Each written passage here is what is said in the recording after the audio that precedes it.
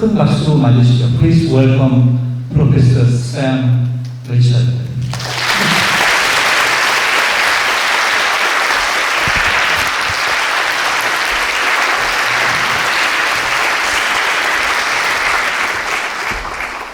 Yeah, thank you. Thank you for the introduction, and Lisa Diane, thank you, the administration, and the community at Congress for inviting me.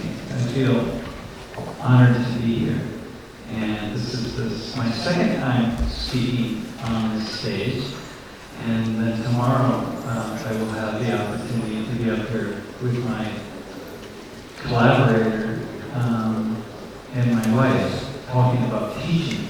She's also my boss. So I will be on my best behavior. And to thank you, for the two of you, for agreeing to have some commentary and to offer your thoughts and questions, and I will have questions. And you know, if you have watched any of my videos, then, or watch certainly videos of my class, then you will know that I like to first of all move around a lot, but secondly, I like to have a lot of engagement with people, because as Lori and I will talk about tomorrow when we discuss teaching, I think it's really important to engage and to hear from people, because we teach one another, and that's important. And so you have more to teach me about the Korean way, and about how you in Korean culture, than I have to teach. And what I like to do, or what I do, not just here in Korea, but other places as well, in other countries, is I take in ideas and I take in information, and then I find ways to discuss that with other people who are not of those cultures. So one thing that I will say this, because I think it will have some value to understand how the kinds of things that I will talk about today. But I'm actually originally trained to study Latin America and Africa, and then I kind of turned my attention to the United States and Europe, and then in the past 15 years to studying the Middle East. And all the while I had an interest in Asia, all of Asia, but certainly in Korea.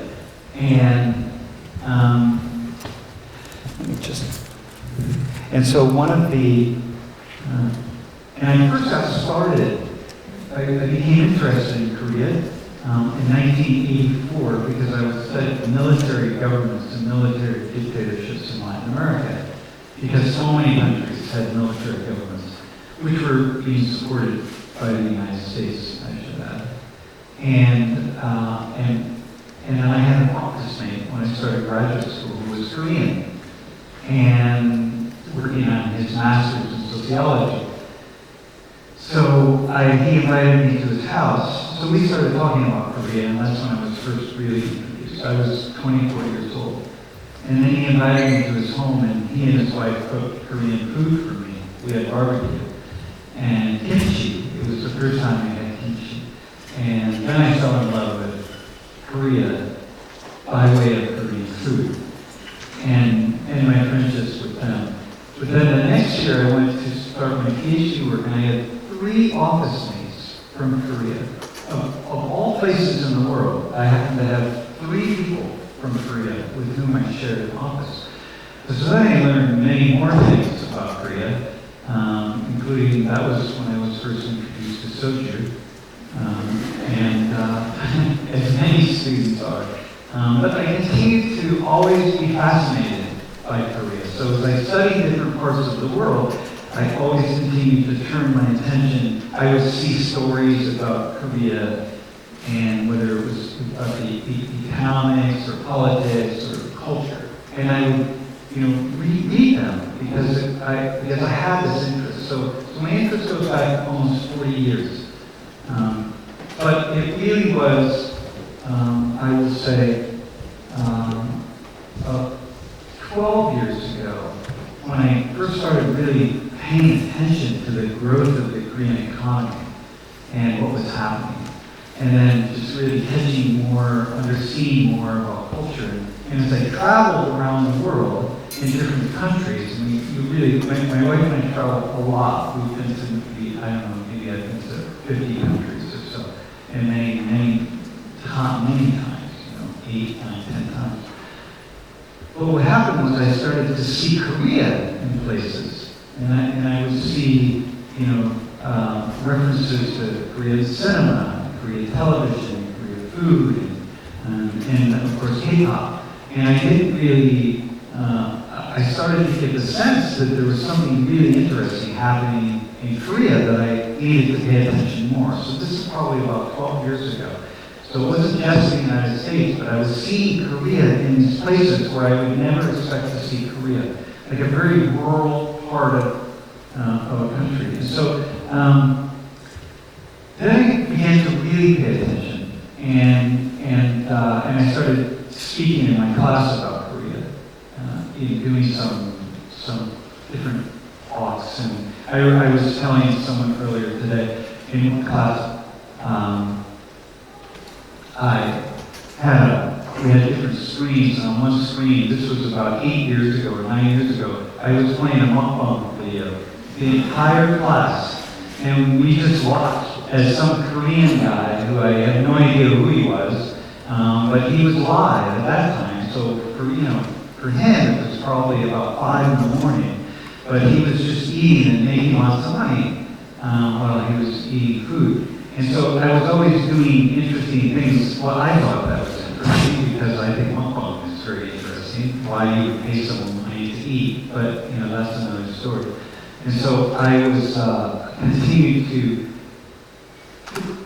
pay attention and start to talk more. But it was 5 years ago, a little over 5 years ago, and maybe 6, I don't know at this point, 2017. But that was when BTS broke the record that was held by an American artist, Taylor Swift. And to me, I was a fan. I'm a fan of all music. I'm a musician, and so I listen to music from all over the world. And I've always, for the past 15 or close to 20 years, been paying attention to the K-pop as it really emerged and started to be called K-pop. And at that point, when I saw that with BTS, I knew that this was the band that was going to open up K-pop to the world in a different kind of way. I mean, there were lots of, I remember Girls' Generation made a really big splash at some point, and I thought, okay, maybe that's going to be the band. But it turns out, as soon as I saw that happen, I knew it would be K-pop, and I knew it would be BTS. And that's when I made that first video, and then that video just kept me really much more interested in Korea. But I also had one other thing, and this is a nice way to start today's talk. I had this idea that it's not a wave. That this, the Korean wave it is a wave, but it's a certain kind of wave. And I started to call it a tsunami wave. And I know that in Korean you have a name that you use, but the world pretty much just uses tsunami, it seems so, I suppose. And what a tsunami is, it's a wave that you can't see. The power of the wave is underneath the water. So if you're standing on the edge of the ocean, you're looking out over the ocean, you don't see a tsunami.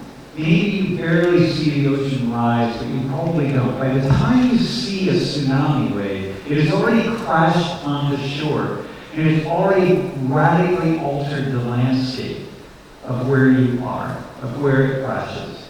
And that's what a tsunami does. And I realized that I had this idea that, the Korean wave is really a tsunami because nobody saw it coming. Me, I'm a person who, again, remember, I've been thinking about Korea for 40 years, and I think about cultures all over the world. So, in my class, one day I talk about Korea, but the next day I talk about India, Pakistan, and Nigeria, and, Saudi Arabia, and then maybe months later I come back to Korea, but I'm talking about all these other cultures, right? And I've never seen as a sociologist, I've never seen another experience of a country that has had the impact. First off, economically, the growth of Korea. I mean, I think we all know. Well, if you have any connection to, if you think about economics at all, then you know. And I'm really happy there are a lot of students in the room. So I don't. So I know that you know this at some level, but at another level you don't know it. And so let me say it. The world has never witnessed the growth of a nation the size of Korea grow at the expansive rate that Korea has grown and do what Korea has done in the past 60 to 70 years. I mean, it just has never happened as far as I know in human history. Now, I'm not a historian of every society everywhere, but I'm pretty well versed in how these things have rolled out over time. And so this is just unprecedented. We just don't see this. And that's the first thing. And the second thing is this idea of all this happening, this power, like a tsunami has this power that you can't see. It's operating behind the scenes, or under the water. And it's so strong. It is so strong. And you just, even if you're on top of it, if you're on a boat on top of a tsunami, most of your boat is just going to rise and fall. You don't really understand. And this is kind of like Koreans. You're like on a big boat on the tsunami as it's moving, and it just kind of passes over you, and maybe you feel it, but it doesn't. It's not like the people who are on the shore. I'm on the shore, and I've been on the shores of many other countries around the world, so I see how this has crashed, and really transformed so many different things. So it's not just a single thing, like a single band like BTS, or a single movie, like Parasite, or a drama like Squid Game. I mean, those are the ones that sort of emerge, right? And they're symbolic of that. But it's the fact that not that Squid Game was so big, but it was big, obviously. But it's the fact that you can go to Netflix now in the United States or in Europe, and there's 100+ different Korean dramas that are available to you. I mean, over 200. Every Korean drama is available. And this is what I mean by really radically altering the landscape. And so that's where we're going to begin today. But first off, I would like to bring the two of you into the conversation, and I want to ask you, from a Korean perspective, this idea of a tsunami, like this idea that how do Koreans see that? Because it's really difficult. It's one thing to be here, and it's another thing to be somewhere else. So how does that resonate with you?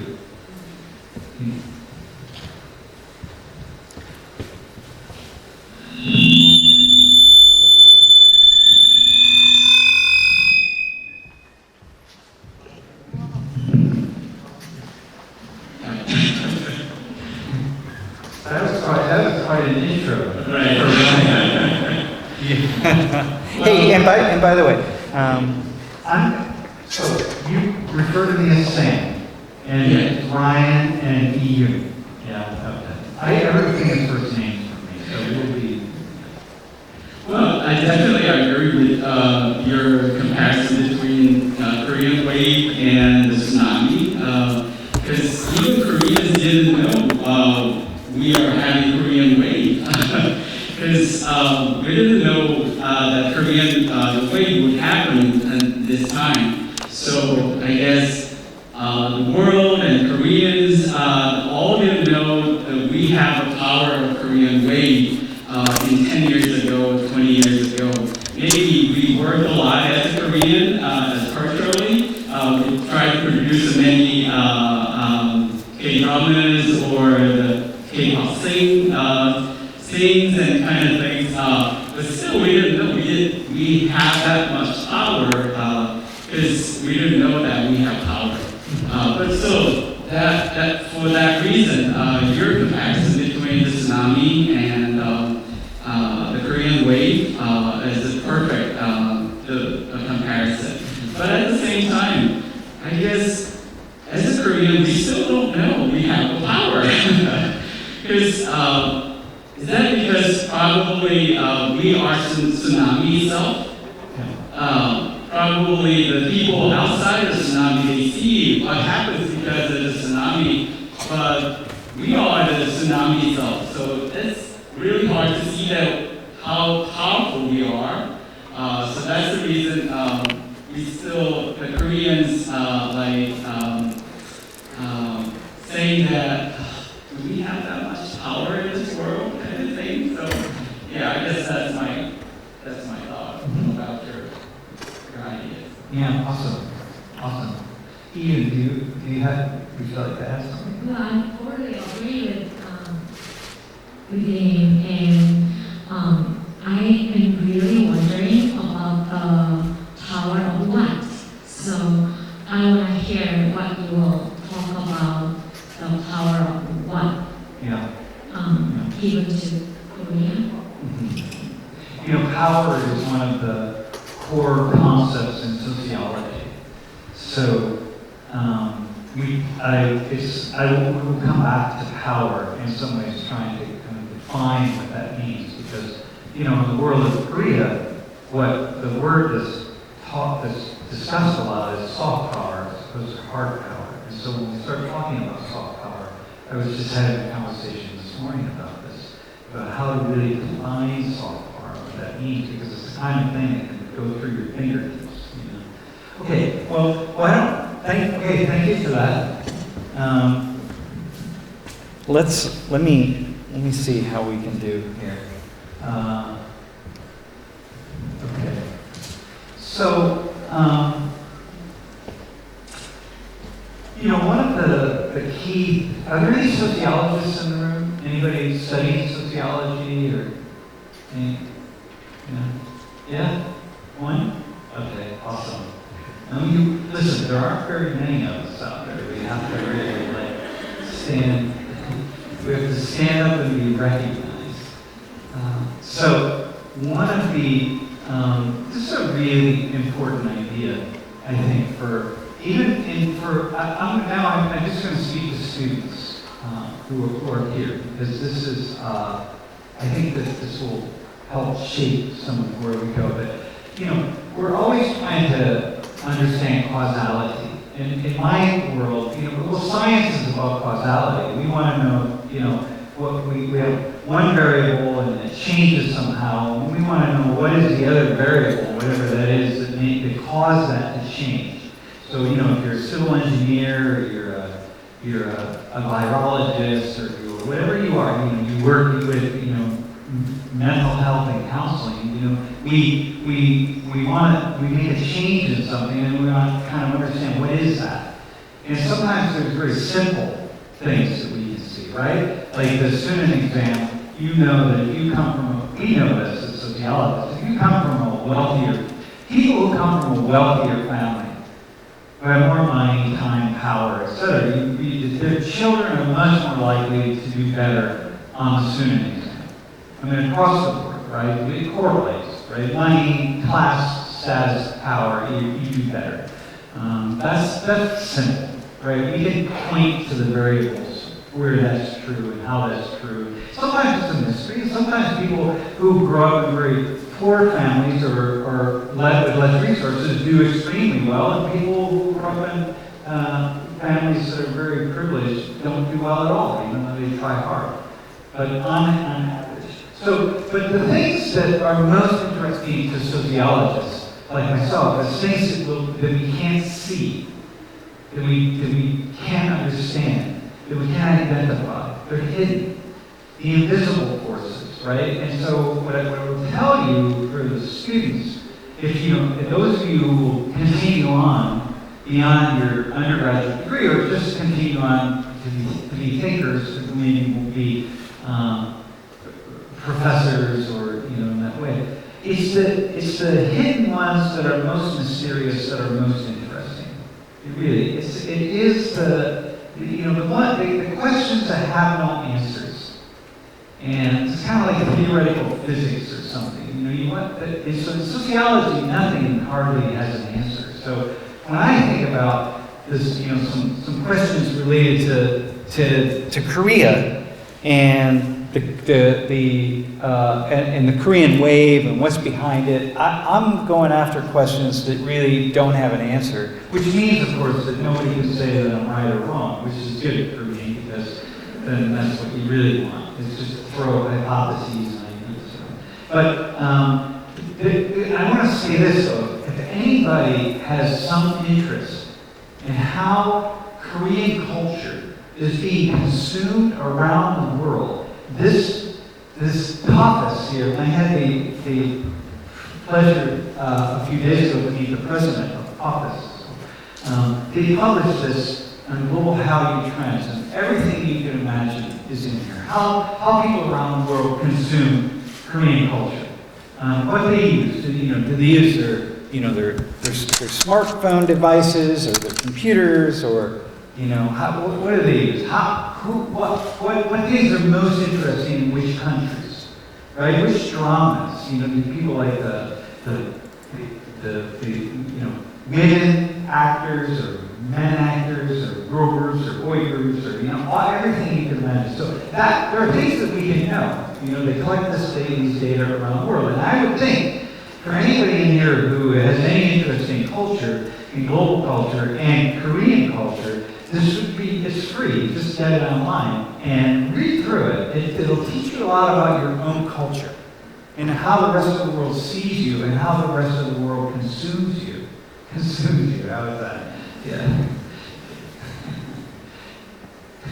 Okay. So the first question that I want to respond to is that we will respond to as well, I should say, is this magic mixture of sociological factors and forces that really give rise to this interest in Korea, right? So so now we're going to say, okay, so Koreans don't kind of have a sense that Korea is really being noticed outside of Korea, being noticed in a significant way, right? Because it's one thing to say, hey, this country has a really cool flag, and we should do.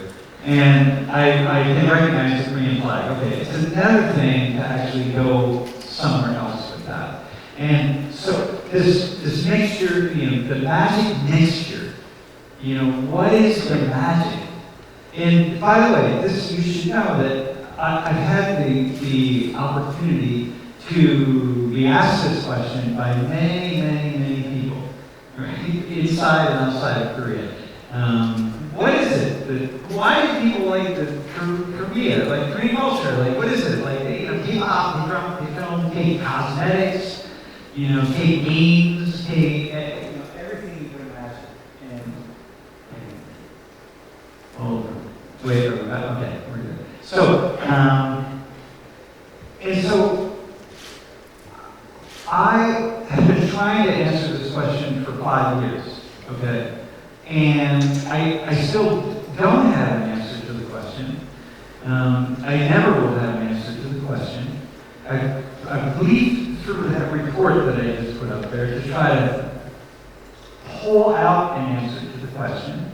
I don't find it there exactly, but I have two things that I think stand out to me, and I don't know that I'm not going to talk to this. I'm going to tell you what they are. I'm going to say something about them. But I won't speak specifically about them because all I can do is I'm just going to walk us over and tell you what the windows are. There's two windows that I think somewhere outside these windows, there's one here, and I'm going to look through them, and somewhere there is an answer, I think, amongst many things, right? So I'm going to now bounce it back to you, to the two of you, and say, like, if you could pick out two things that really about Korean culture and all these aspects of Korean culture, like what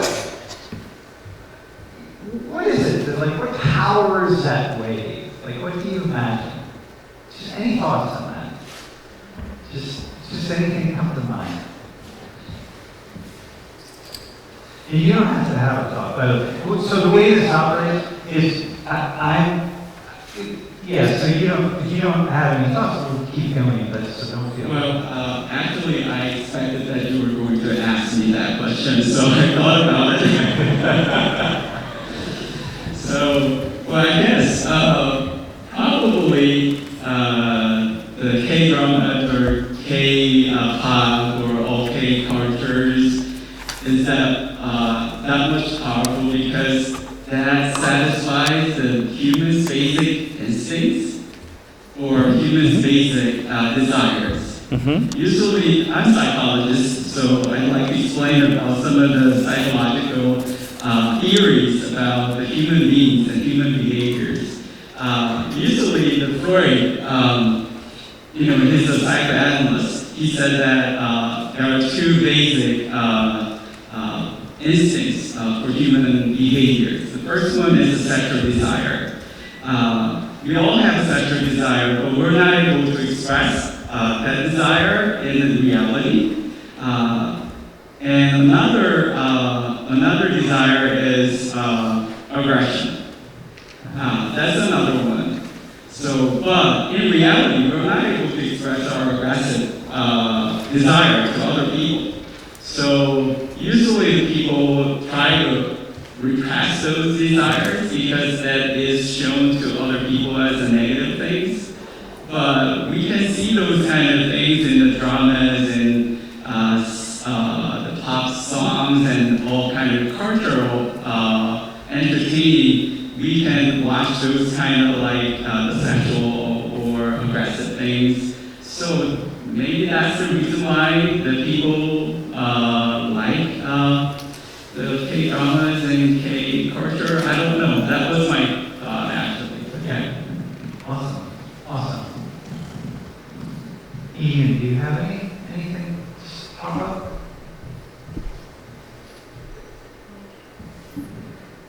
Well, to be honest, I found those the BTS and those like K-cultural rise as rather separate events, not like a tsunami, as you said. So I really haven't really thought those phenomena from that perspective. So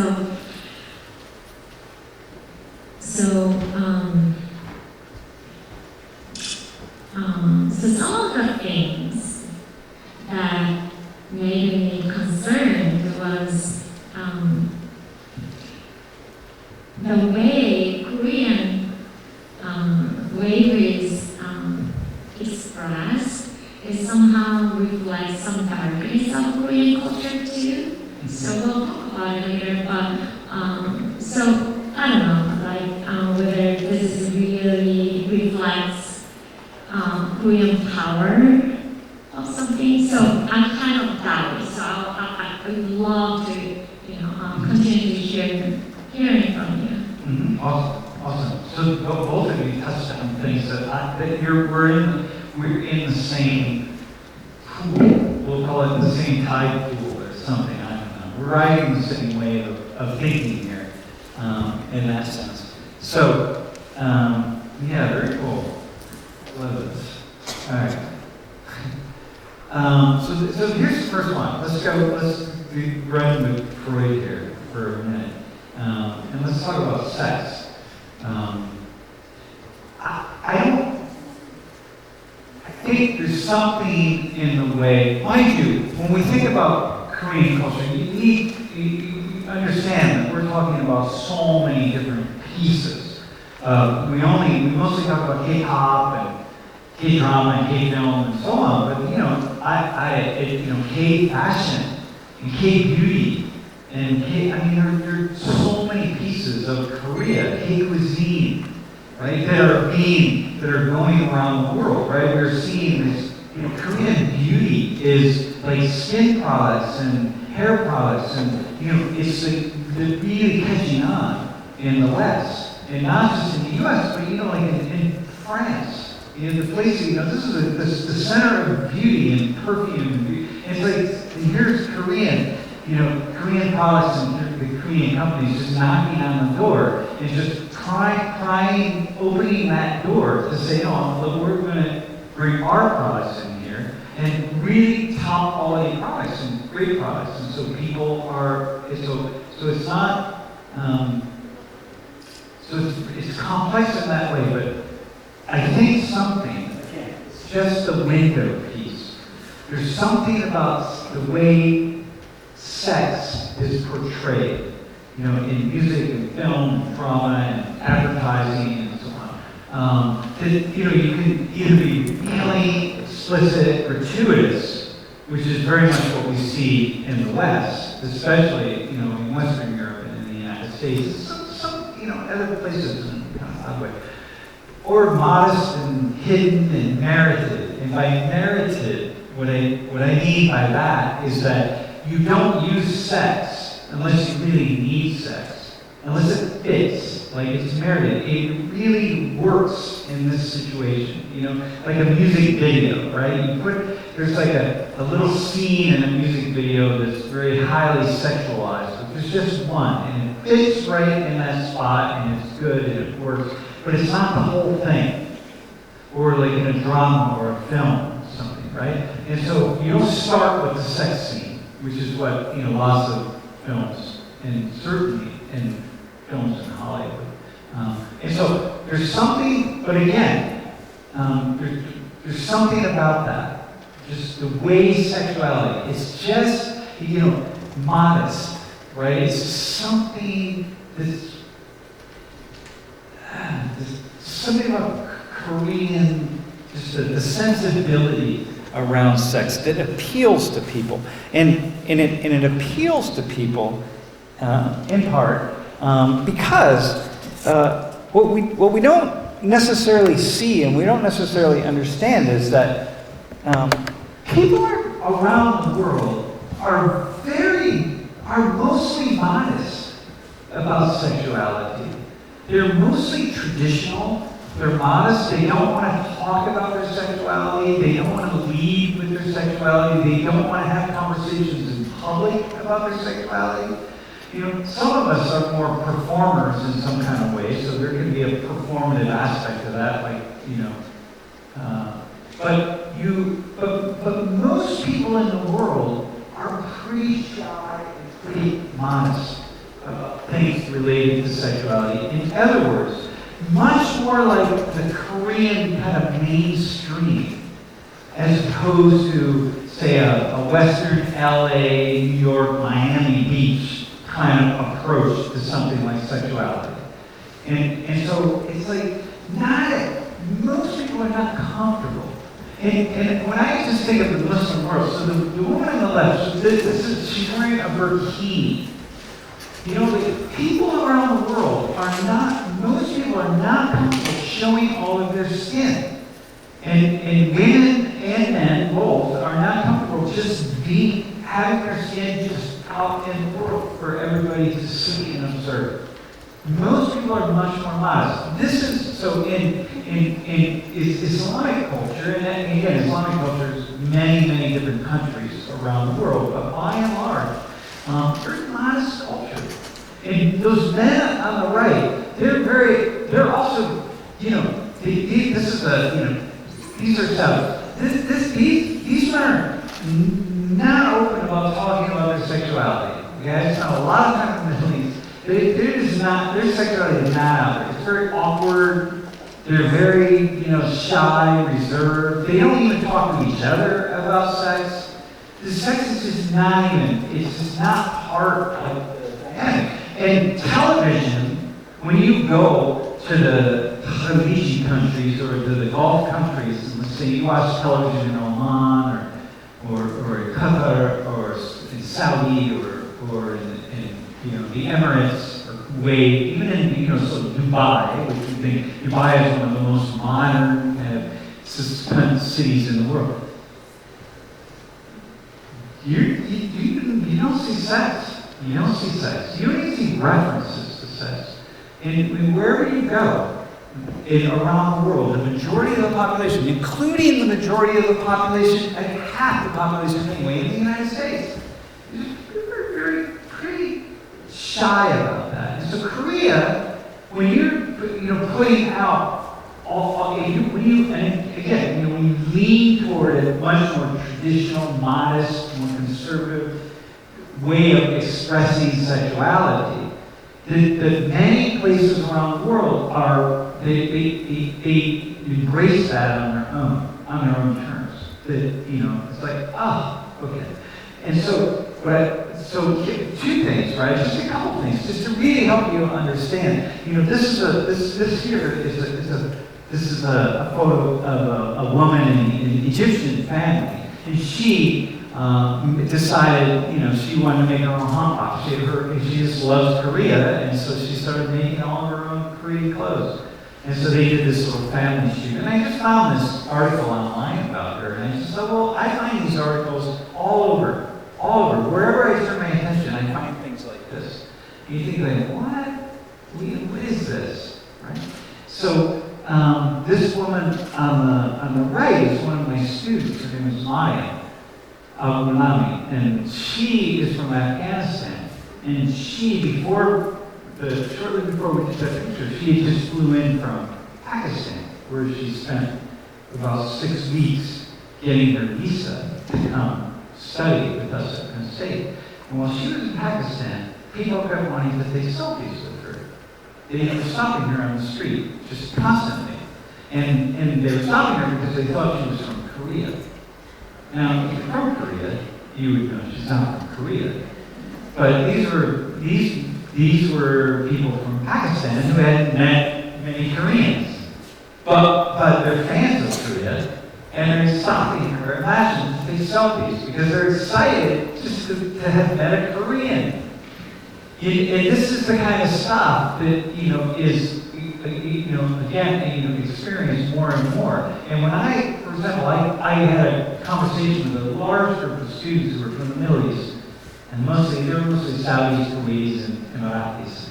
And I asked them, so what is it about K culture? Like, what do you like? Because they all, so many really love K culture. And what they just kept saying is, it's familiar, right? So what you're looking at is, so there are guys like this back home. This is how they wear, right?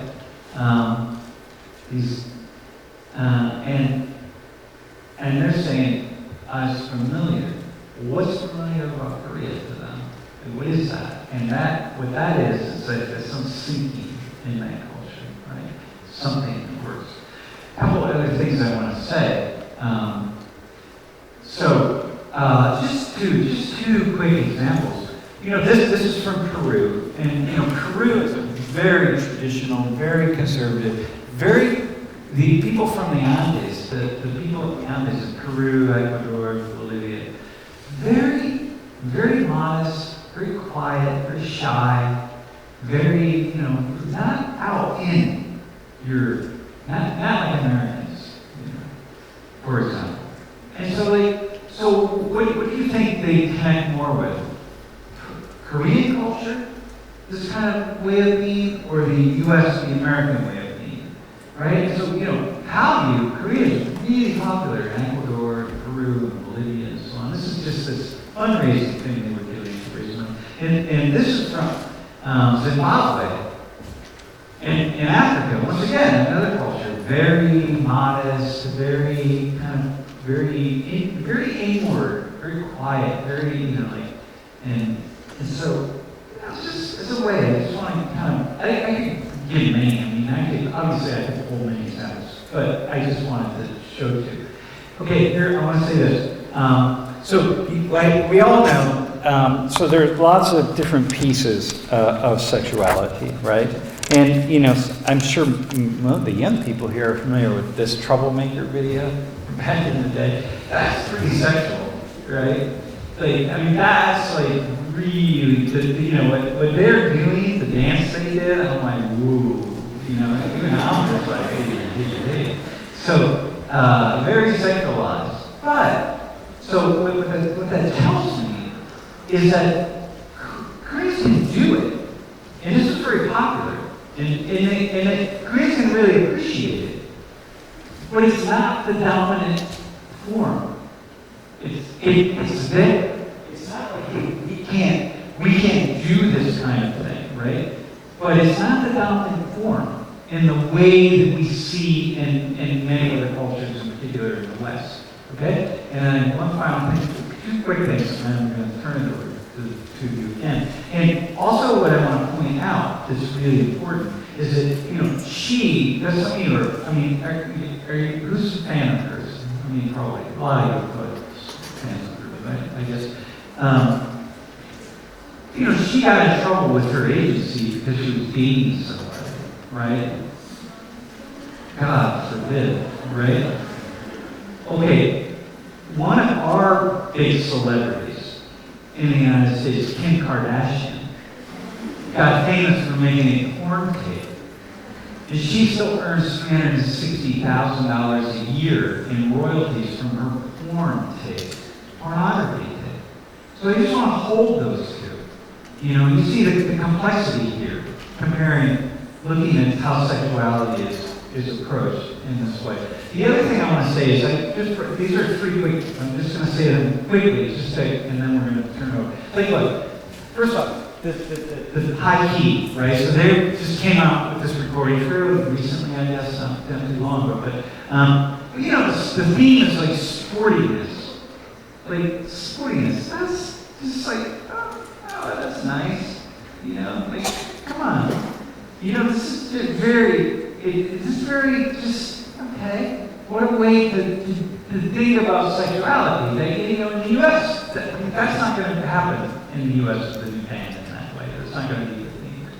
You know, these guys, 17, again, just the way sexuality is dealt with among so many of the boy bands, right? And very kind of, I can't even put a name, maybe, you know, you all or somebody else can put a name to it, but I will just tell you that, like 17, and I'll at least stay with the United States for a second, that's the name of a magazine for 13 and 14-year-old girls who want to be 17 years old, right? And so this is a band, even if they call them boy bands, they're not boy bands, they're not girl bands. I mean, in the West anyway, in the United States, when you are college age, we refer to you as a men and women. But what I want to go here is that, like, you know, in this series, there's not even a connotation toward, a reference towards sex. Imagine if Hollywood made this drama. It would start, the very first episode would all be about the sexual tension. There was no sexual tension at all. Like, it's just that you can't even do that in the West, right? In anywhere in Latin America, it would be all about the sexual tension. The sex scene in Squid Game was not gratuitous. It was there. It just fit. It's almost like you had to have it. Let's go to Freud, for example. There's so much violence here. You got to have a little bit of sex. So you did it. Like, okay, we'll put the sex scene in there. It's fine. We can do that. We're not prudish about it. But it's going to be, that's it. And then I watched this film on the way over on the airplane. It's all about sex. Oh my God. Random sex, right? So once again, the idea is it's done. It's done. It's just the way that it's done in the openings. It's not that it's one window. Okay, well hang on, I'll use this one. It's one window. That just feels sort of bizarre to stand too close to them.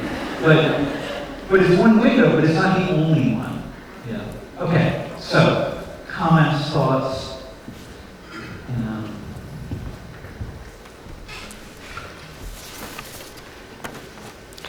Before we move on. Yeah, do you have any thoughts, any questions, any commentary? What do you say? It's Koreans. What do you think about that? Am I just this crazy American coming home with crazy ideas? Well, I am a crazy American, and I do have crazy ideas. But like, how do you see that?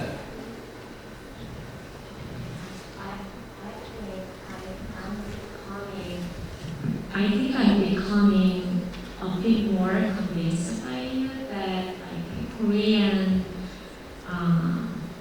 culture or Korean thing has something. I'm a social work professional and I'm studying family policy.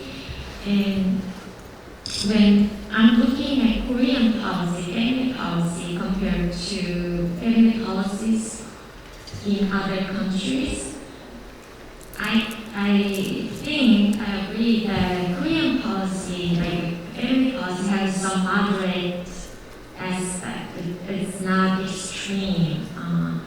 It's not like, so for example, the welfare system, child welfare system. So for example, in the United States, it's an issue that distinguishing the paternity rights is so easy in the United States when the parent neglects a child.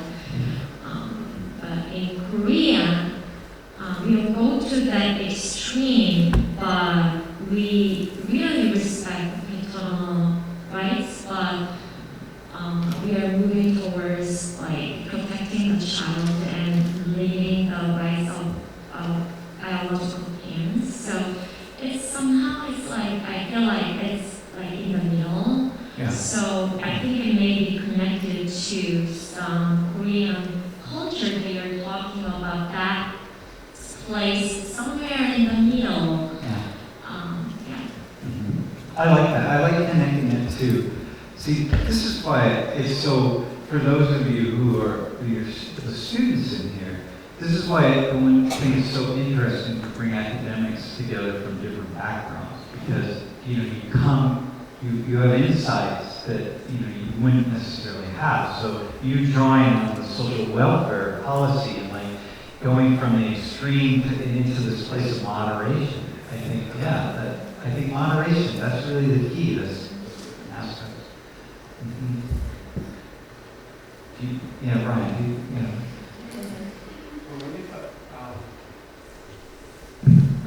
When we talk about these things, maybe take a picture of my family. When I stayed at the United States, my wife and I always had to wait to watch TV until my kids go to bed, because we did not feel comfortable watching it. But here in Korea, we are so comfortable watching TV with my kids, because we didn't see much that kind of sexual scenes on the K-drama. But when I hear about yours talking about these things, and gave me another question about, okay, then why Americans really like to have that kind of things on their TV shows? Because many part of the countries, as you said, the Middle Eastern countries, the Asian countries, are very conservative, and they hesitate to express their sexual desire to openly. Yeah. So, that's your stating made me have a question. You remind me, right? I come from the middle of the U.S., but also Europeans, right? Europeans are Northern Europeans who are the most open sexually speaking, in the Scandinavian countries and the Netherlands and Belgium. Just much more open. It's just like it's a space to really engage. But even there, though, it's not even like the media and the way it's done. It's still not necessarily in your face. It's there. It's in the cultural landscape, but it's just there. So I think again, there's something that in the way in which people around the world appreciate this more modest sensibility and approach to sex. Okay. Let's go to the next one. So violence, right? So we're going to stay with Freud here. These are my and violence, and then anger. I think you mentioned aggression, right? You mentioned aggression, yeah. And I think that there's, wasn't that Ian? You said, yeah, but you said something about else that was connected, very similar.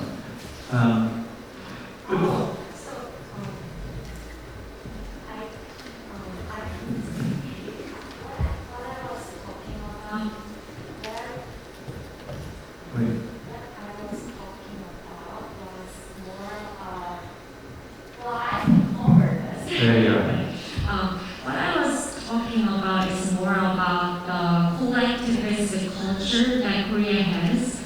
So some people call it like Confucius influence culture. Yeah. So being reserved and being connotative are related to so respecting the family owner and honoring collectivist values and sacrificing the personal values and happiness. So, for example, some minority populations in Korea, for example, homosexual, like people with homosexuality, they are very marginalized in Korea. And they have been silenced, and they have experienced isolation, discrimination because of the social stigma and intolerance about differences that I think, relative intolerance about the differences that Korea has. So those darkness of Korean culture that has negatively affected the welfare of some marginalized populations is related to being connotative and being reserved.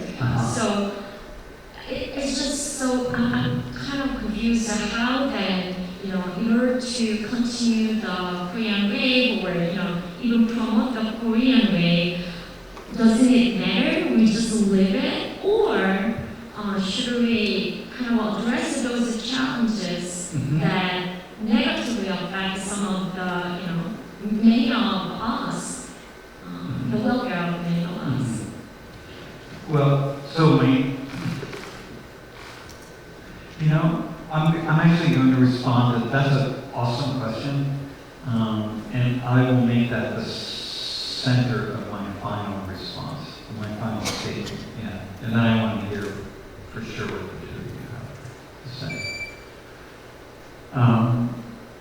Yeah, that's cool. So here, the second window that I think is pointing to something about the popularity of Korea around the world, or the reason that so many people, turn their attention here to these different aspects of culture, I think has something to do with the way violence is dealt with. And once again, it's very similar, realistic, explicit, gratuitous. Gratuitous meaning that what that word means is it's just in your, it's just there. You start with it. It's in your face, so to speak. There's so much of it that you just get overwhelmed, or like surreal. And like, unlike sex, it's kind of there's a surreal quality to it. And a way to think about that is even like in Hellbound or something. This is just such a it's almost comical. When I started watching the drama Hellbound, I don't know what you call it here in Korea, but does everyone know which one I'm talking about when I say Hellbound? The drama? Do you know? You got it? Okay. Do you know what it's called in Korean? Hellbound is the one where people are bound for hell because they committed some sin, and the monster comes down, and the monster destroys them and turns them into dust and burns them up. Yeah, that's Hellbound. So everyone knows what I'm talking about, that drama. So when I started watching that, I thought it was a comedy because I thought this is really bizarre, And first off, I thought it was just some kind of really strong Christian thing. I wasn't certain exactly what it was, but I thought it was a comedy because it seemed funny to me. And then I realized, no, it's not a comedy, but this is just how Koreans are going to deal with this kind of really surreal thing about a monster comes out of nowhere and destroys them, turns them into dust, right?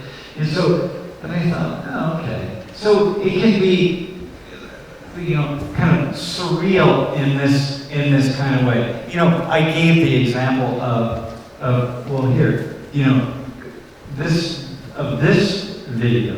you know, there's violence in this one as well, but you don't see it. It's flashback violence, where, you know, the brother of the main character was murdered, but you never actually see him get murdered. And the thing I would say is, imagine if you know, like Nollywood, which is the Nigerian version of Hollywood, which puts out all these very graphically violent video films, or if the French did this, or if Hollywood did Crash Landing on You, you would see that scene would just be played over and over, and there would be lots of blood. As in Squid Game. Squid Game is kind of surreal. People say, oh, Squid Game is violent. And I say, Squid Game isn't violent. It's just bizarre. I mean, it's like it's a dystopian film that just think like, whoa, God, who would come up with this idea? Like, what kind of people would come up with that? Oh, Koreans would, right? Which says something about you all, right? Yes, so not all of you are Koreans, I can see, but it's dystopian in a way, meaning that some futuristic, weird, strange thing that you actually never see much blood or gore or violence, except in the very first episode, the very first exercise or whatever, or test. But even then, imagine if Hollywood did that. It would just be, you'd see the up-close images of people getting their skulls blown apart. Oh my God, I don't even want to go there. But there's a way in which violence is just kind of dealt with in a different kind of way. And I think this has something to do with a couple things, right? One is that why this appeals to people is because people around the world, by and large, do not live violent lives. The thing about the violence that you live in your life, the violence you see around you. Now, some of you may experience a lot of interpersonal violence, right? As you would, you know, both of you would know quite well. But most of you don't, and most of you in here have never seen violence. You've never seen anybody get beat up and get killed, unless it's like on a television screen. Well, that's how most people in the world are. People don't encounter violence. And because we don't encounter violence, then we don't necessarily have a way to take it in, nor do we really want to take it in. We don't need realistic, explicit, gratuitous violence. Now, mind you, it's sold to us, and we consume it. But most people consume it behind like some kind of protective wall or something, because we don't really live that, so we don't experience it. And so I think the first thing is that people around the world appreciate the way that violence is dealt with here, because you're watching, like, Crash Landing on You is the perfect thing. It's, you know, it's about war, it's about soldiers, it's about love, and there's violence in it, but you never see the violence. And so like, oh, this is great. I love it, right? There's a threat of violence, but you never see it. So anyway, that's the first thing. The second thing is, and I want to say, most countries in the world are like that. The Middle East. So, you know, my wife and I have traveled a lot to the Middle East. We've studied the Middle East. We know the Middle East. The Middle East is not very violent. There are pockets of violence at certain points in time, but it's not very violent. It's not a violent place. And I think that because of that, you know, people, we see the headlines in newspapers, but the reason things become headlines is because they don't happen very often. So if I get the newspaper from Seoul, any of the newspapers, right, the economic deal, whatever it is, somewhere on the front page is a story about violence. Somebody got murdered or somebody got something. Well, the reason it's on the front page is because it's very rare. And so we don't live in a very violent world. So there are pockets, there are parts that are violent, but most people do not. And so that makes, so something like the way you all are dealing with this violence, I think, is a window into what makes some of this appealing, whether it's, the lyrics in K-pop songs, or, we were listening yesterday, or I think it was yesterday, we were walking through somewhere and I heard a hip-hop song, a rap song from the U.S., from a band out of New York, and they were talking about guns, like having guns and shooting guns. And I'm like, first off, the people, the performers of these musicians, probably never shot a gun, because it probably came from the middle class. It's just as likely. And secondly, it's just like, whoa, why would you be talking about that? Well, K-pop bands aren't talking about guns. They're talking about shooting people. Like, it's just not part of it. It's not part of this culture. And having said that, I want to show you something, and I think really it says something. So, there were 10 gun deaths in Korea in 2019. Okay? 10. And, Korea is about 1/6 the size of the United States, right? So you have to take 10 deaths, multiply times 6, because the U.S. has 330 million people, and Korea is, 52, 53 million. We'll say 55, just to even it out. And so, 55 times 6 is 330. That's the size of the U.S., okay? So that means if Korea was the size of the United States, okay, the same population size, you would have 60 gun deaths per year. Okay? So I want to hold that. Does that seem like a lot? To think, 60? Maybe it would seem like a lot. I don't know. To some of you. But we have 60 every 12 hours in the U.S. Right? And what I want to even say there is, but most Americans don't experience violence. So even though it's 60 every 12 hours, most of us, I don't feel unsafe walking down the street. I mean, my wife talks about it much more than I do, but mostly it's like, there's some places I would, but the vast majority of places in the United States are fine. But, I have a friend from Iraq, and my friends from Afghanistan. When they visit the U.S., their families are afraid for them to come to the U.S. And I'm like, it's safer for me to go to Iraq. We were in Iraq, and Afghanistan. It's safer for us to go there than it is to be in the United States. But I'm an American. I don't feel that. Okay, but maybe the U.S. We deal with this for a while. Okay. Wait, I just did it. So we made something, we're trying to work this violence thing out, you know what I mean? So we have to have lots of films and videos and songs and books and all sorts of stuff about violence, because we're trying to figure out why the heck are we such a, why do we keep killing each other? Why do we always, I don't know. Okay, violence. What are your thoughts on the violence piece? And then I'll do my last piece. What are your thoughts on this? Like this sense of violence in Korean culture and the way it's portrayed in your media, and your film and video and music and so on. This kind of what I'm saying, does it resonate with you as Koreans? You're not anticipating, expecting violence. It's not kind of there. What thoughts do you have? Well, I thought that actually our Korean dramas and K-pop included a lot more the violent contents recently, more and more. So, but when I hear from you, I guess you're saying changed my mind when I thought about the ideas comparatively.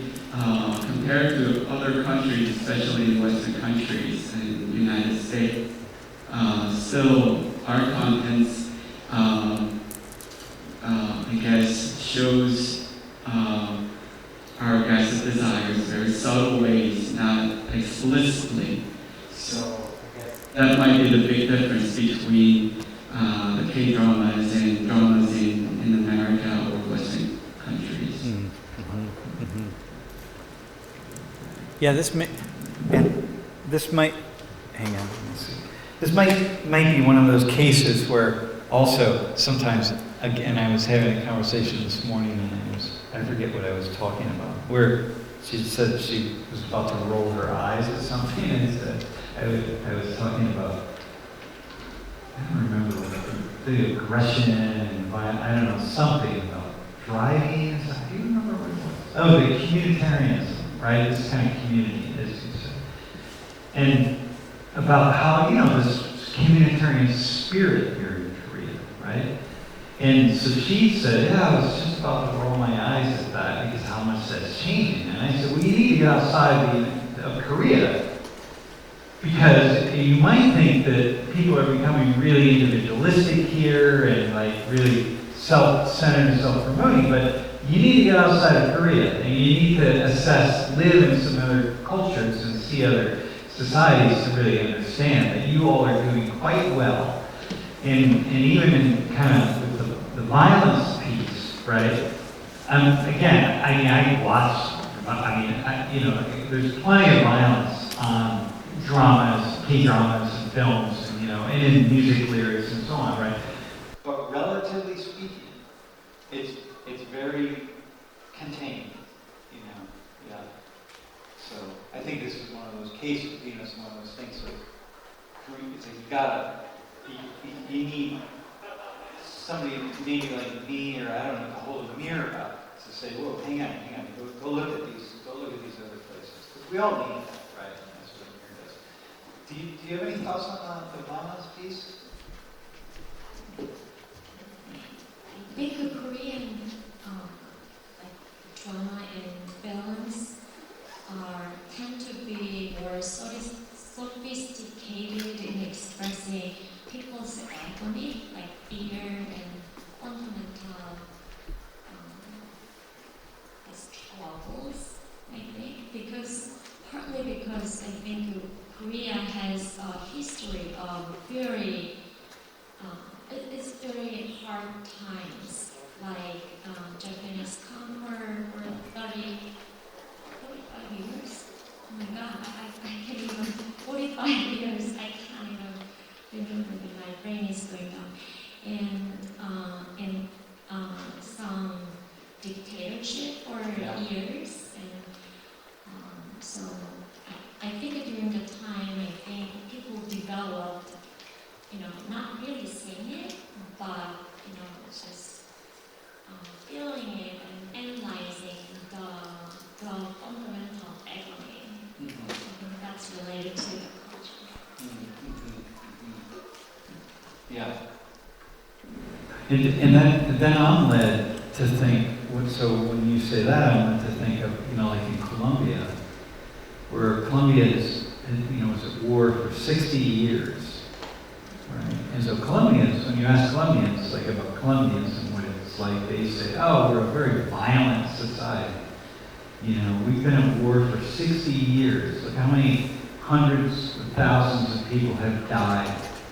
The millions who have been left homeless kind of thing. 60 years of war, right? But then you say, well, hang on, but where was this war? Well, the war was located in 2 provinces, almost entirely in 2 provinces. And the fighting happened in 2 provinces. So if you weren't part of it, which is not to say that it wasn't violent, for the people in those provinces it was violent. But you can't say Colombia, I would stop people and say, but you can't say Colombians are a violent people. I've never seen violence anywhere. We spend a lot of time in Bogota, a lot of time in Colombia. We've never seen violence. Well, some of the driving is pretty violent compared to here. People in Colombia, they honk their horns just to let you know that they exist. So they just honk horns on every minute or so. Here, it's not much horn honking, but you might think, oh yeah, people here, they're always aggressive and honking horns, and I think, no, Are you kidding me? You need to go to places where they're honking horns and being aggressive drivers. Like, so it would be kind of like that, you know, like this idea that Colombians have a misaligned understanding of actually who they are as a people because of this one piece of Colombia. Like, people think that Koreans, the one thing that everybody knows about Korea is North Korea and South Korea. So they have an idea that you all are at war. It's like, oh, so when I tell people I'm coming to Korea, it's like, well, are you afraid? I'm like, wait, why would I be afraid to come to Korea? I said, well, you know, because they're at war. I'm like, well, they're not really at war. You know, like, okay, I'm closer here in Seoul, I'm closer to a bomb coming over from North Korea, but like, how often are you thinking about that all day long, right? It's like, who thinks about that all the time? And there's a way in which it's not. So anyway, that's our thought. Okay, I'm gonna say a final thing, and then this will be. So this how long can this continue? And do you remember what your question was that you asked me? I said, I want to come back to that.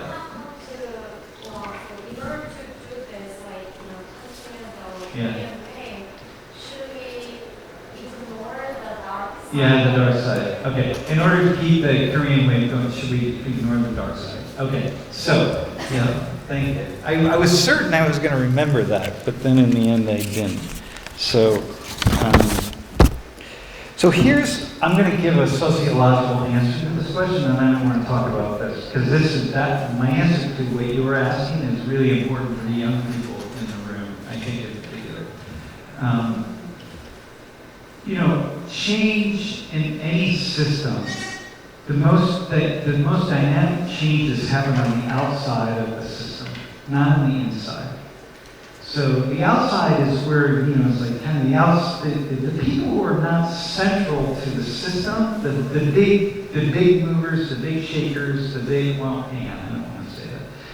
People who are not central to the system, who have not been socialized to be a deep part of that system. They're on the outside, right? They don't get to be really in this, right? So maybe it's like with young people here, so like of your age, of the ages now, like about 70% of 25 to 34-year-olds have college degrees, and that number will continue to go up a little bit, but not much more. But you know, when you know that you're going to study in high school and you're going to go to college, and you're part of the center of the system. You're doing all of those reproduction pieces of the system. But when you're not there and you're on the outside, you know, you're free to do some interesting things. And you're free to come up with your own thoughts about how to live life and what to do and what's a good life. And I know that this is a big conversation now. It's something we will talk about tomorrow with education. And by the way, I know it's a lot to ask. But tomorrow at 3, along with my wife, we're going to talk about education. And we're going to have quite, I think, a really interesting conversation about how we see education and how education happens here in Korea. Will be one part of that. But when you're on the outside, you have the ability to act in ways that are not constrained. So you can come up with some really interesting, creative ways of living.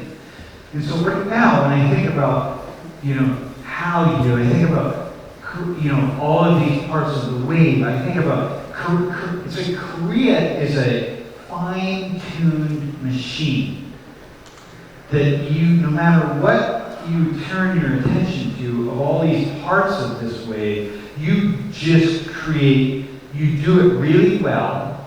Let's just take K-beauty and K-fashion. K-beauty, right? I remember when I was at KCON, I walked through the beauty section of KCON and all these Korean companies, and they were so on point, they were so good, and they really were appealing, and they all looked the same. And I see that, here, right? But you're here, you produce so many really good, top quality things, but they all start being very similar. Because they're all happening from within. They create from the center of the system. And so the issue becomes, well, if you keep reproducing from the center of the system, where does the innovation come from? And the innovation comes from the outside. And so as I was watching, for example, I went to a K-pop concert in LA, in the Staples Center, and if I wasn't paying attention, I wouldn't have known that they changed bands, because every group looked the same. And the violins sounded the same.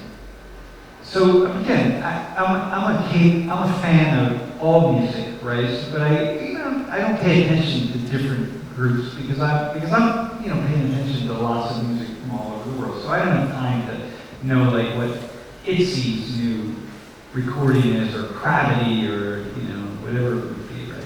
So the point is, you have these systems that keep producing the same thing. So how long can it continue? It's really going to depend a lot on the degree to which Korea can change the shape of the wave a little bit to bring new innovative ideas in without changing the essence of what is Korean. Because people in the world are not going to just keep consuming things in the same way. You can only you scroll through all of the K-dramas. At some point, they all start looking the same. And the world is just going to get tired of that. So you're going to have to come up with some new innovative pieces and creations. And I think that, of course, this can happen. And it will happen, but maybe it won't. But going back to the dark piece, the other things about sort of the dirt, we say in English, we say putting out into public your dirty laundry. So there are certain things that are just happening in the world, right? The world is becoming less racist. So intolerance can be built on some things, but it's less racism. Racism just won't live in the world in the future. The rights of people who are part of the lesbian, gay, bisexual, transgender community, that's just opening up. These communities will continue to have more rights. So people in Korea who struggle with that, you might struggle, but it's that this is the wave. The wave is moving toward an openness to these issues, right? The wave is moving toward women having much more power.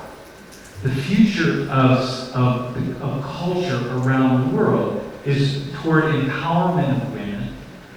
The future is toward less violence in the home, because we're going to talk about it more. It's going to be out. It's just where we're headed.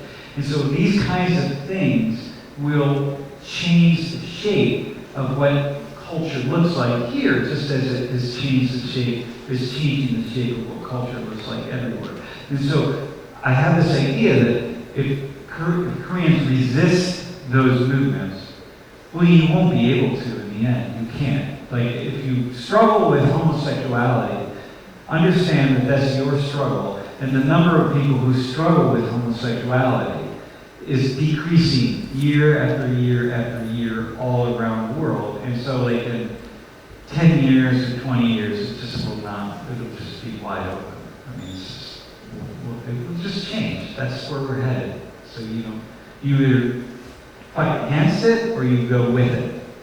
And so, anyway, so there's something there. So how long it will continue, there's something in that, in all of that answer. And again, the beauty of being me is that I don't have to give really precise answers to anything. That's not my job. My job is just to raise questions. So if I can just get people to think about some things, then that's good. That's fine. I don't have answers to anything. I don't even know why I'm here. So I don't know why I exist. So like, I don't know that. Yeah. Oh yeah. Hey, wait. Hang on. Oh yeah, that was supposed to be my slide. Yeah. So that you could read that. The most innovative and dynamic changes occur on the margins of the social system. So that's what I was saying. And I think I have one more slide. Yeah. So the final thing, and this will have comments, and then I'd like to hear from some people. There are unintended consequences of Korean success. Like your low birth rate. This is a problem.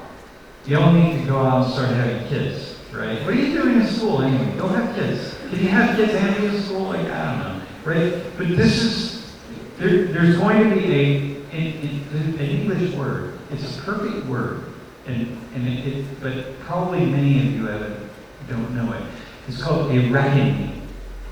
Reckoning, meaning that you're going to have to deal with this. The low birth rate. Like no society has ever maintained economic upward prosperity and mobility with a declining birth rate in the way that Korea has. So you're going to need people from the outside, workers. You're going to need to really develop your artificial, your AI, which you are leading the world in AI. So maybe you won't need workers. I don't know. But there are some unintended consequences. And another one is inequality. When you have really rapid growth in the way that Korea has had, what comes with it is an unstable series of social relationships. And so we're seeing a lot of inequality here. Like the idea that right now, if things don't change, many of the young people in this room will never own an apartment in Seoul. You will never be able to afford an apartment in Seoul. You know that. You talk about it a lot. So something has to change there. Right? And it will if things continue to emerge and prosper in a way. But those are some of the unintended consequences. And then the other one would be just this greater openness to things like that maybe in the past you wouldn't have been open toward, but now you are, because that's what you have to do. The world starts to enter into Korea.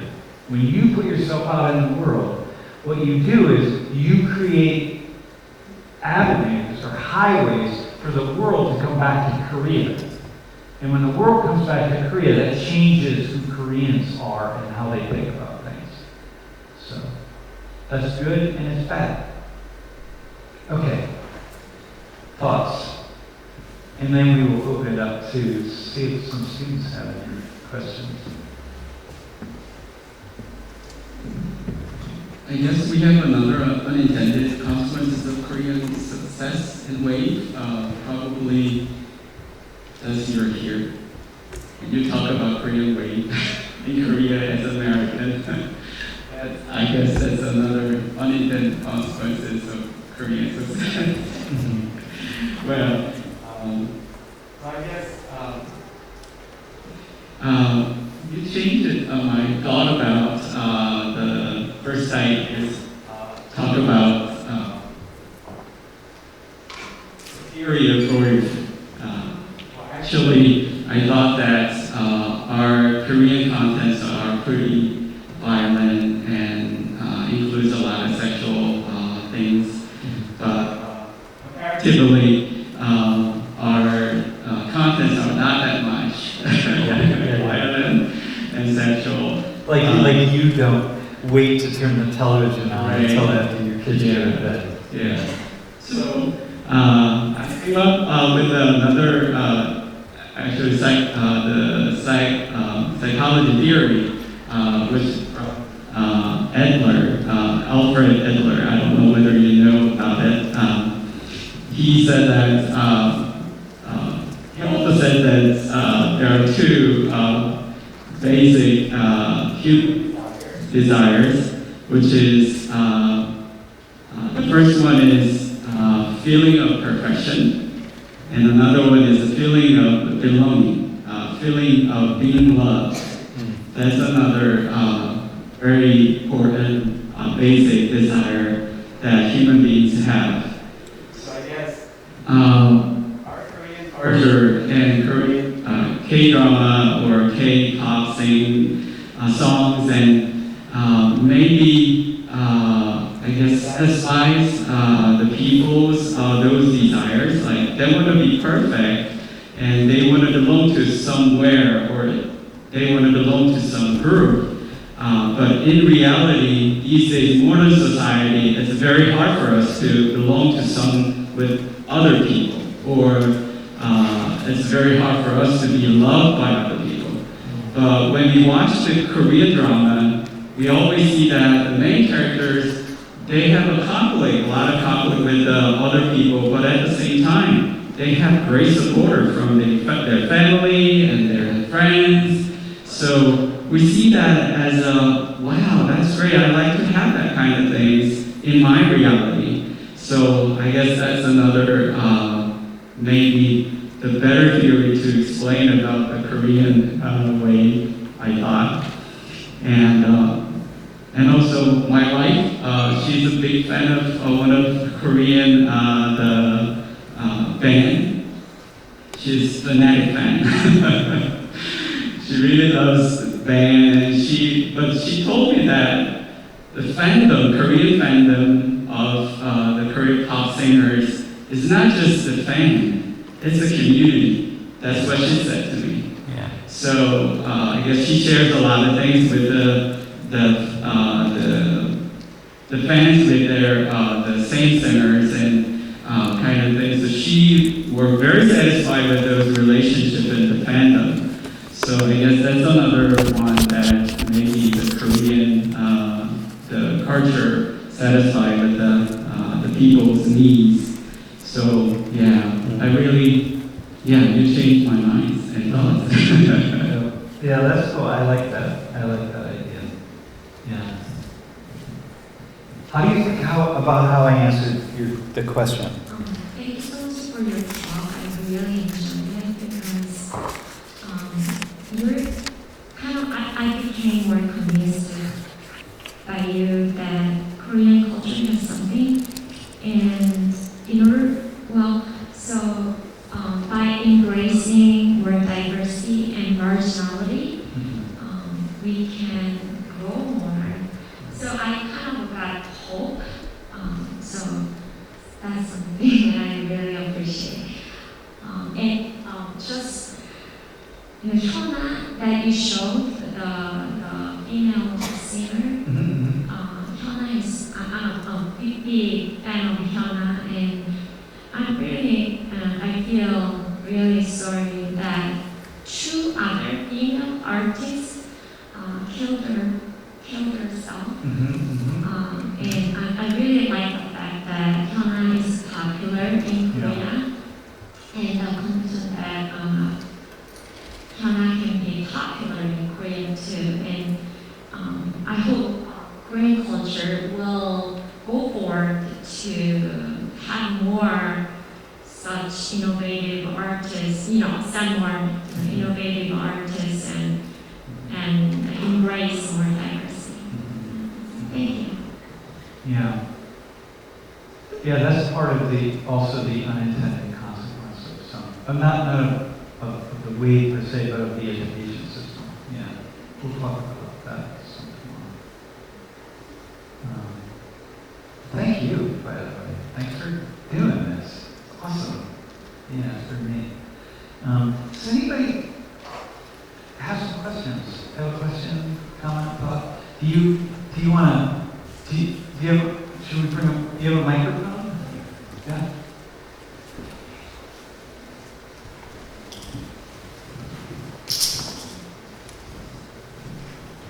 Thank you for your inspiring lecture, especially coming all the way to Korea and delivering your wonderful lecture, as always.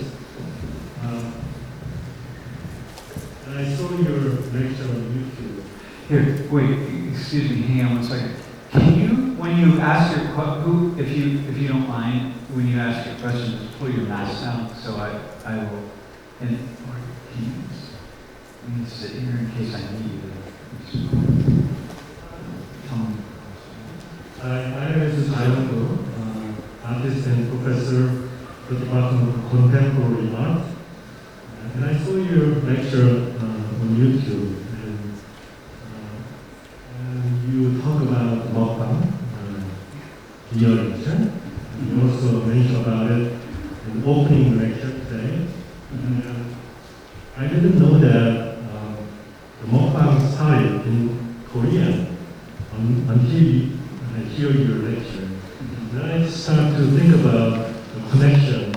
between our ancient mythology and the language, especially daily life, and also slang. So we have the expression which is related to eating. And even second violence, we have a slang that is related to eating. We have that kind of expression. And also our ancient mythology also related to eating, because our very first grandmother, whose name is Ungyeong, also succeeded eating garlic and backward for 100 days and become a human and begotten our ancient, very first ancient, whose name is Angmo. So I just realized there's a connection between our ancient mythology and our daily life and language, especially slang expression. Oh, very cool. Yeah, so I just wonder how my thought makes sense to you. That's my question. Well, you know what? So somebody asked me yesterday, okay, have I had any, what are the observations that I have here that I will go back and do, something in my class with, do some other piece about Korean society, right?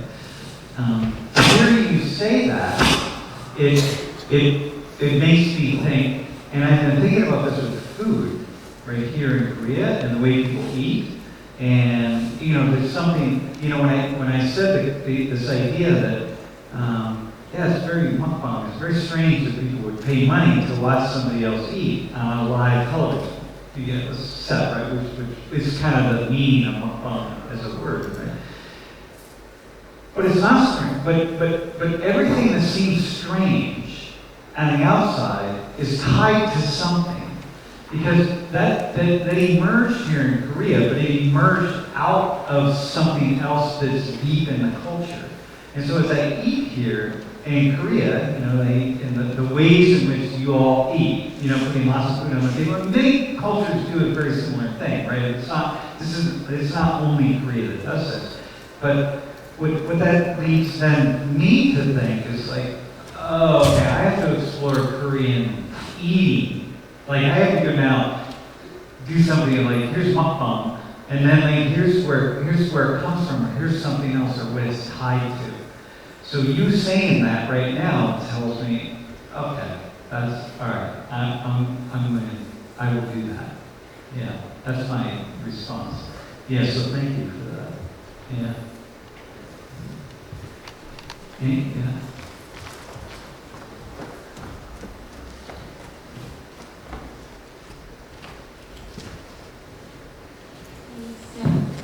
So thank you for that wonderful lecture.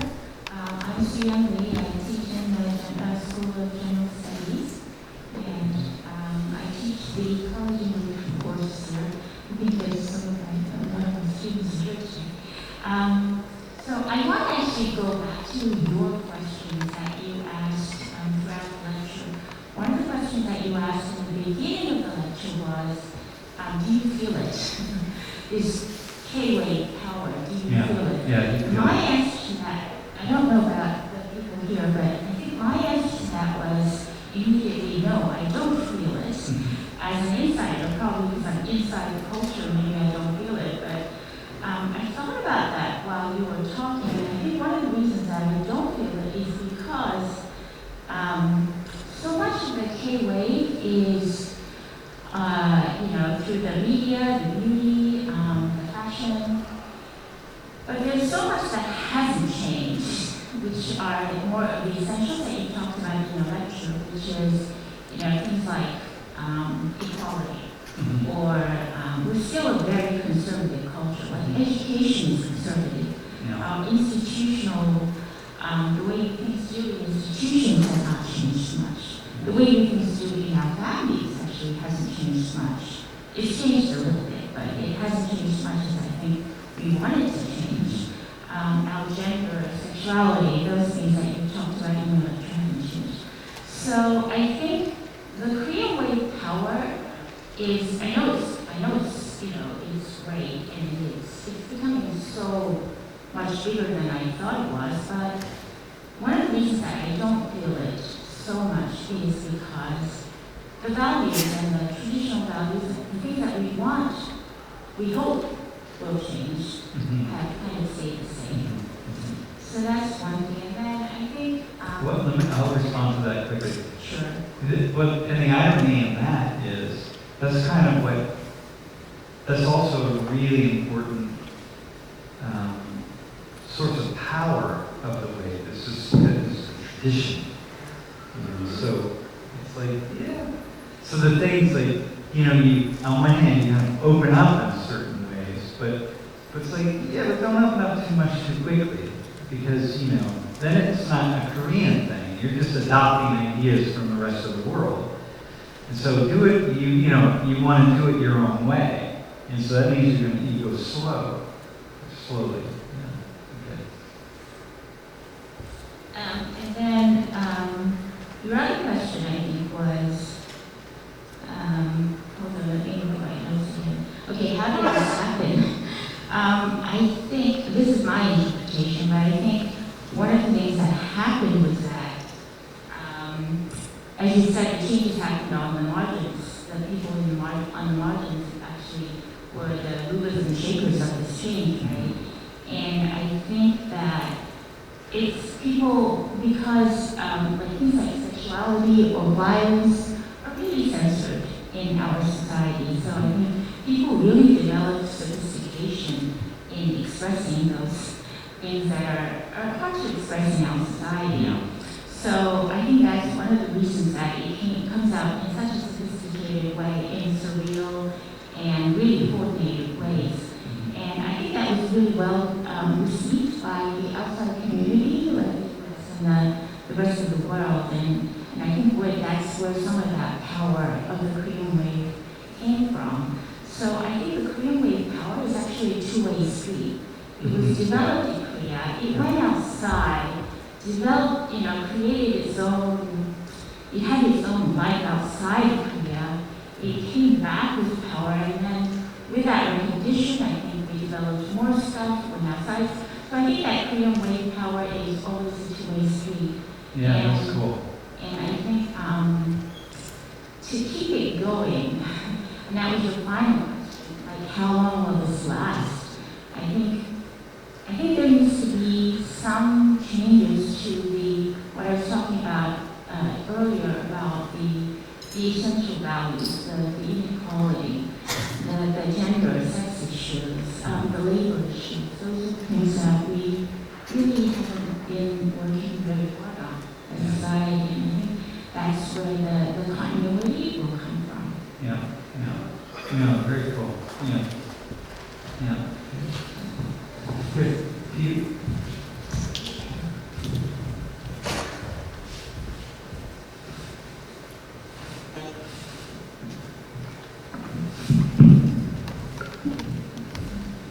Thank you so much for your lecture. My name is Vanessa, and I major in international relations, but right now I'm studying at the Language Institute. So I wanted to ask your thoughts on this. Like when you were talking about violence and how most parts of the world do not experience violence in their daily lives, but even those of us who have experienced violence feel somehow related to this. So what I thought is that maybe it's some sort of way to escape from reality. It's not just that we relate to that peaceful set, it's just that we try to escape from it. I know that some of you are also from Latin America, so we know what it is to live in like Mexico or Colombia or those countries. And we see it on Netflix all the time, shows like Narcos or about drug cartels. Yeah. So to us, seeing this is more like we have a way to get out of it. Like there's a part of the world where we can be safe. And I know that some of you, like when people ask you, like, why are you here, especially the foreigners, like, why are you here? Well, most of us can complain about lots of things about Korea, but most of us will also say, because it's safe. And I can walk around freely, like no one will rob me,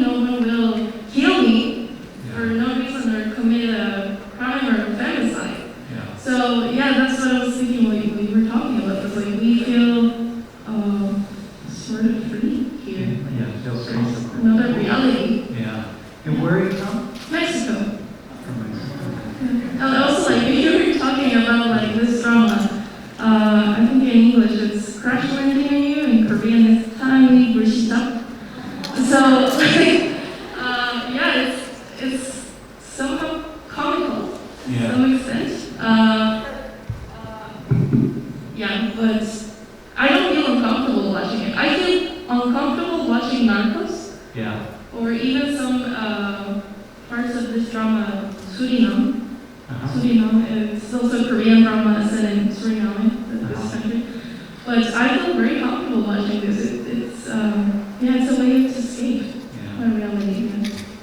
It's interesting, isn't Yeah. it? Sometimes, and then the opposite can happen, that we're drawn to the things, we can be drawn to the things that we're not, at some level, we're still trying to work them out. You know, like, for example, we know, like the two of you know, if you grow up with a violent mother or a violent father, the chances of you marrying someone who's violent, it increases exponentially. Why would that be? You know, you would think you would see violence in your life and you would say, okay, I go the other way, but something about it pulls us there. So it can also work in the opposite direction, you know. Yeah, that's cool. Yeah, thank you.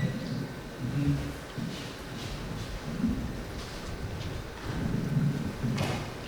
Hello, my name is Sia. First of all, thank you for your lecture.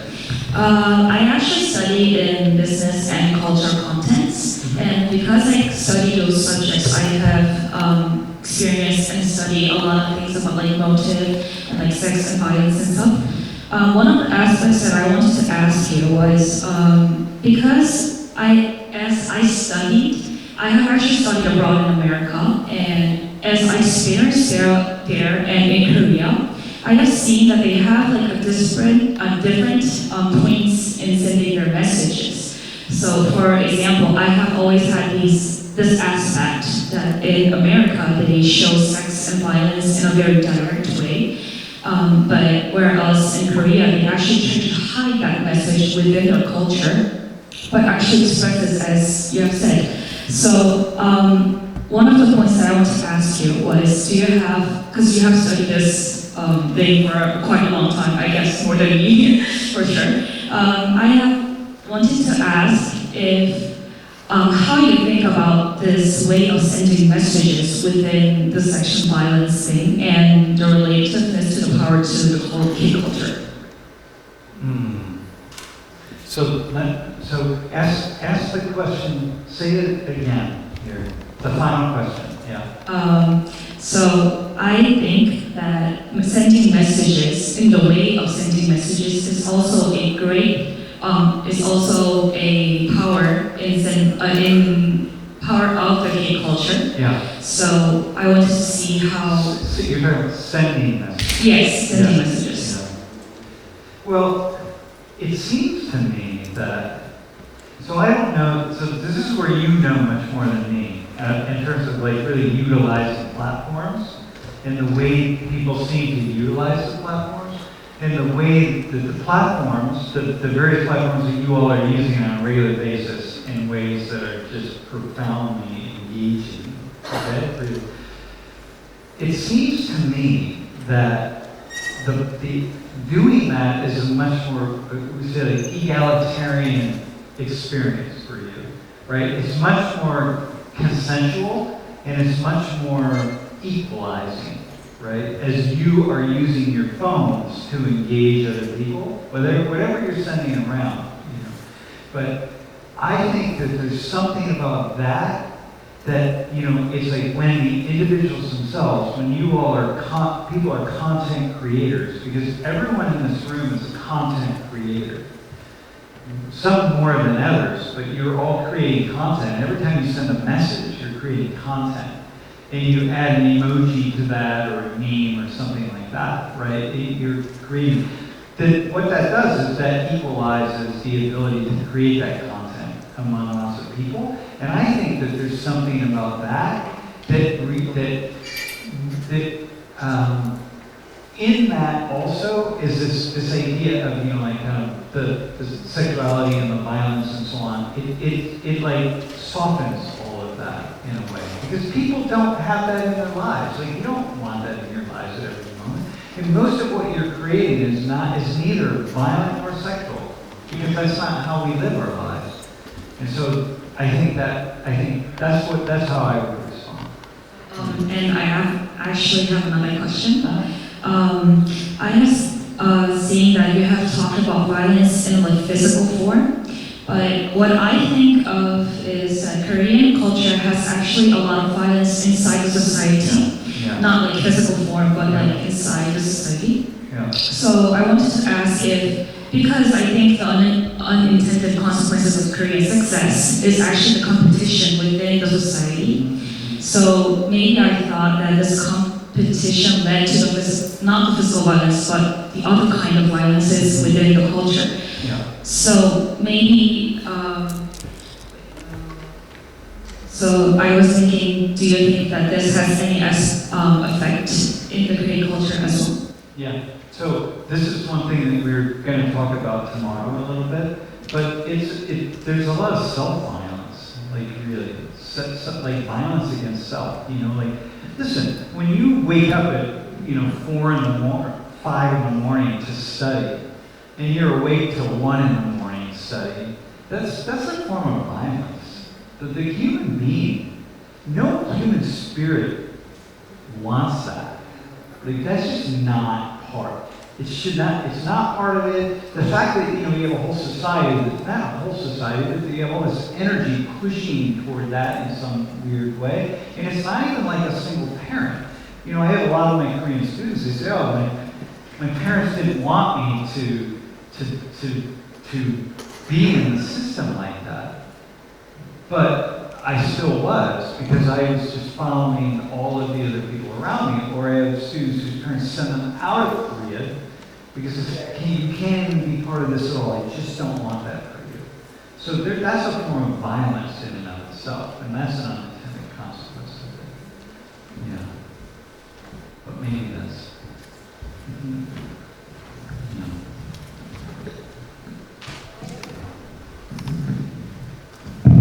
Thank you very much for your talk. I haven't thought about the Korean way myself.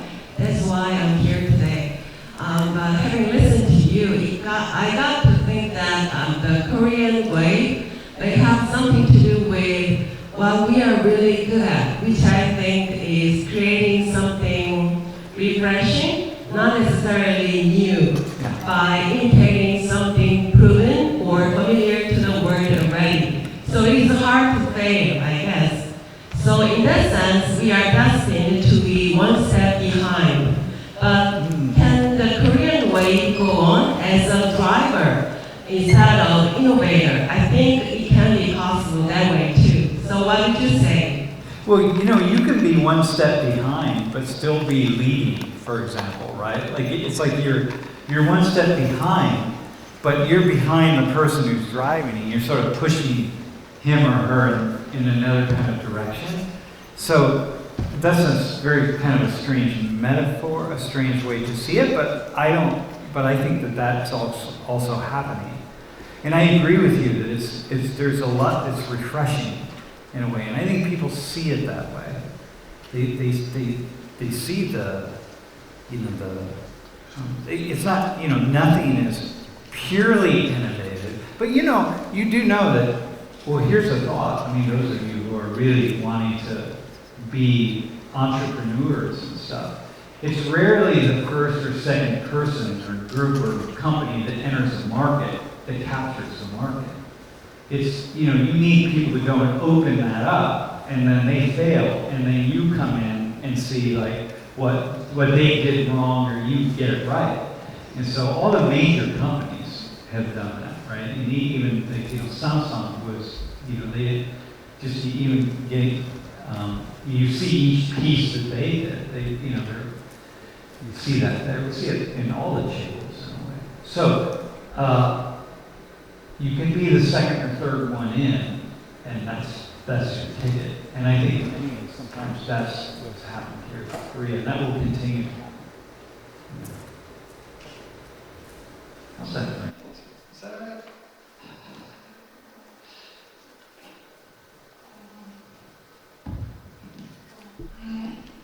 Actually, I'm not good at English, but it was impressive that you described the influence of Korean culture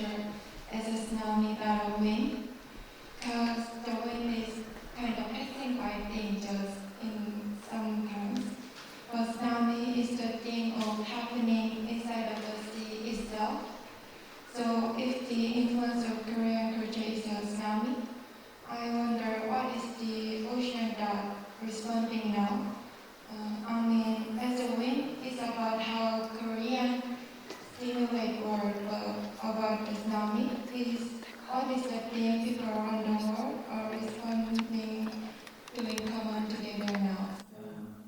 Yeah. As you said, That's a cool question. thank you. As you said, this K-pop now became the reaction of our ocean of sexual desire or something. But I wonder about that sleep. Thank you. That's what we, do either of you have a response to that question, by the way? If you do, I'd love to hear it. Yeah. You know, I haven't thought about that. And it's, you know, it's funny because what's happening, and it's only starting to happen in a way, right? You know, Korea has moved now. We you know, the other day, Ken said it was the 8th largest economy in the world. He said it's been recognized as 10th, and then suddenly maybe post-COVID, we're now the 8th.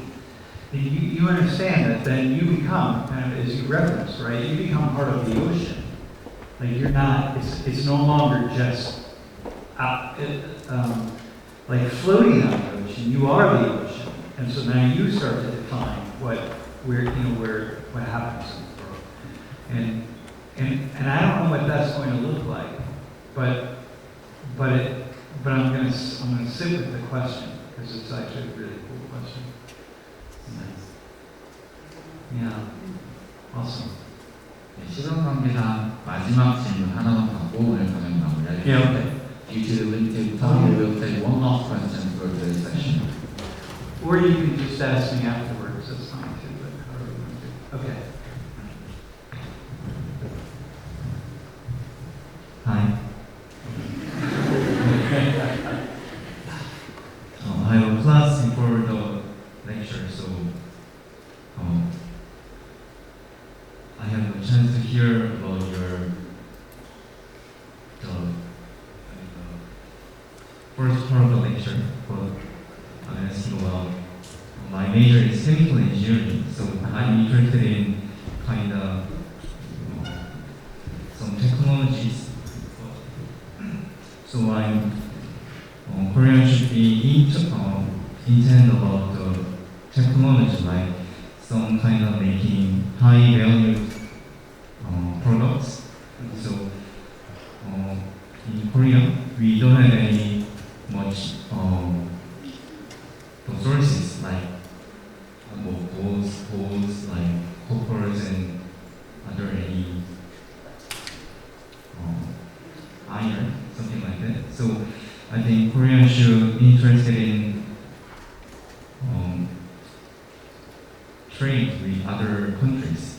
So, but in that cases, in Korea, culture is very worldwide influence. I think it is very good phenomenon. But sometimes I'm very wondered about, like, our ancestors have interest in Hong Kong culture, like 70s, 80s people. I mean, the person who attended university in 70s, 80s, they were interested in Hong Kong culture, but it's not interested in Hong Kong culture these days, people.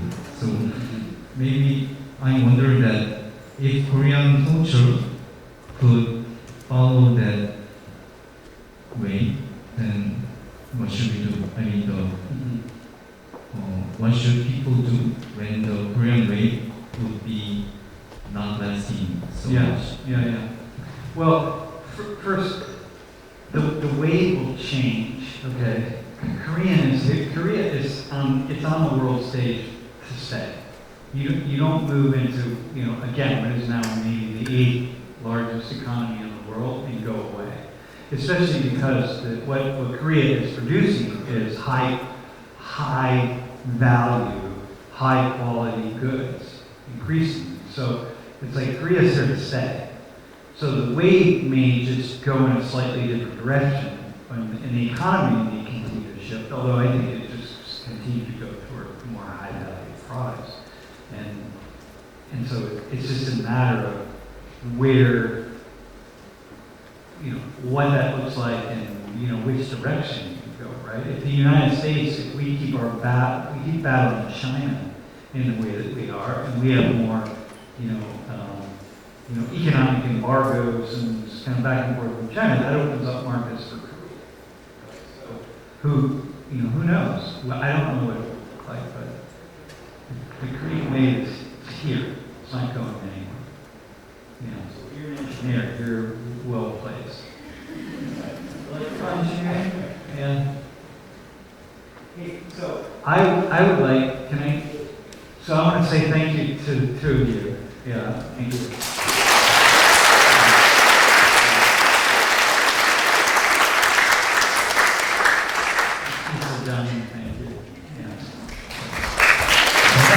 오늘 먼저 강연해주신 리처드 교수님께 큰 박수 부탁드립니다.